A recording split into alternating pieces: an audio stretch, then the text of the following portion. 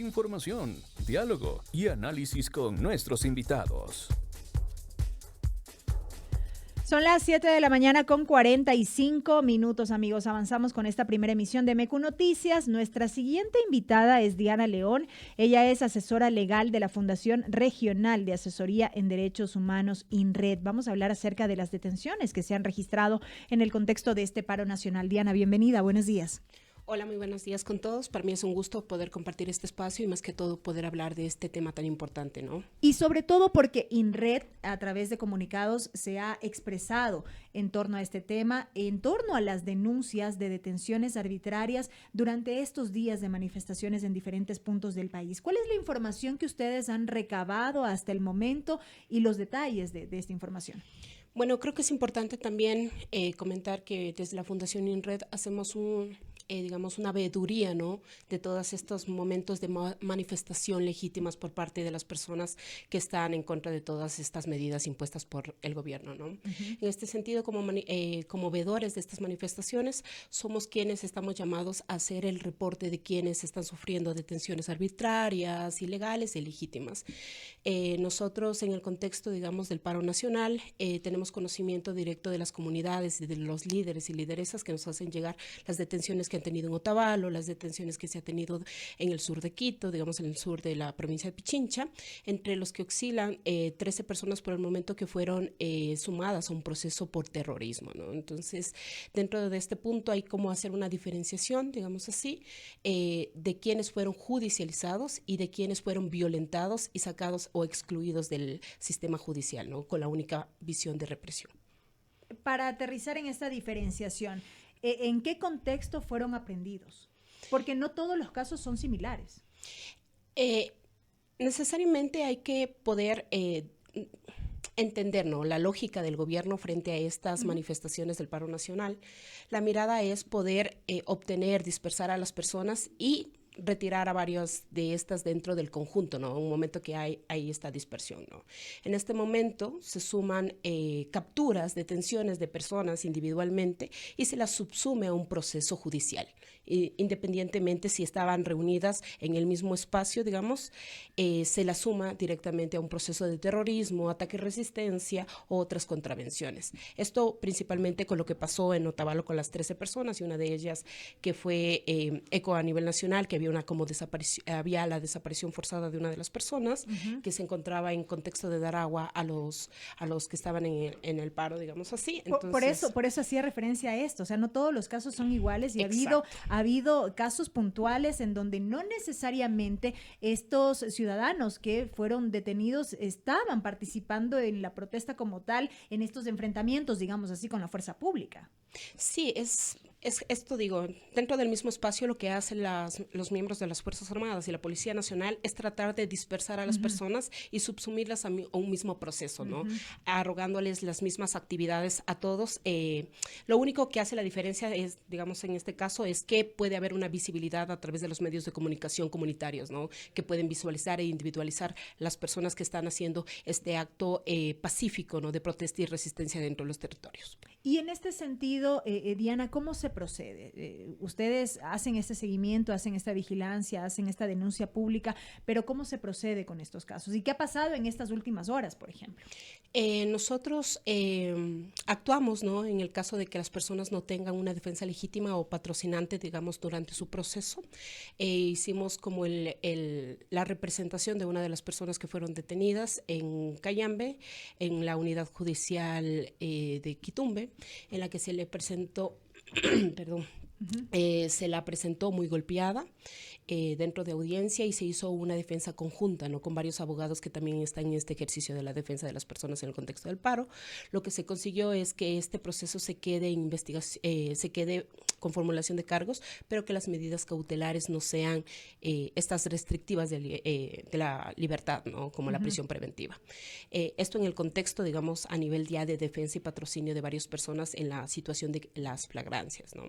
Ahora, con respecto al patrocinio de casos individuales, nosotros hoy estamos haciendo un estudio de los casos que ameritan nuestra participación internamente por la posible vulneración de derechos humanos. Ahora bien, sabemos que estas jornadas de protesta, de movilización, hacen que en la población existan estas posturas muchas veces divididas. ¿A qué me refiero? Hay quienes dicen, pero es que son terroristas, porque es parte también de la narrativa que se instaura, ¿no? Porque muchos se quedaron en el imaginario con lo ocurrido años atrás en protestas pasadas, en donde hubo actos de violencia, de vandalismo también, si se quiere, pero se tiende a generalizar y a reducir esta protesta, que puede ser pacífica y legítima, a reducir a actos terroristas y vandálicos.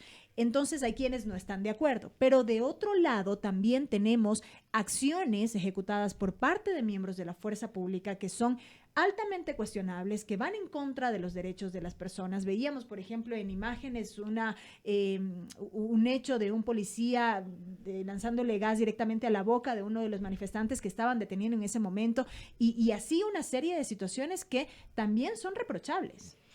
En efecto, yo creo que es importante hacer un seguimiento a cada una de las actuaciones de las Fuerzas Armadas y Policía Nacional, ¿no? Tenemos un discurso dividido y polarizado, ¿no? Lamentablemente por los medios de comunicación masivos que ponen como terroristas, vandálicos y todos los actos de resistencia legítimos.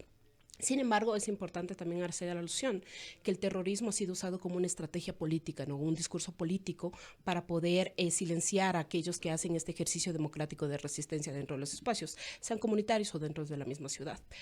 Ahora, con respecto a la manifestación que se realizó aquí en la ciudad de Quito, fue una manifestación que nosotros hicimos un monitoreo y veeduría. Nos quedamos alrededor de las 7:45, cuando ya las personas se iban relegando, se iban retirando, hubo una dispersión y la llegada de más de 200 contingentes de los miembros de la Policía Nacional, en el que empezaron a hacer este ejercicio, ¿no?, de amedrentamiento contra la masa.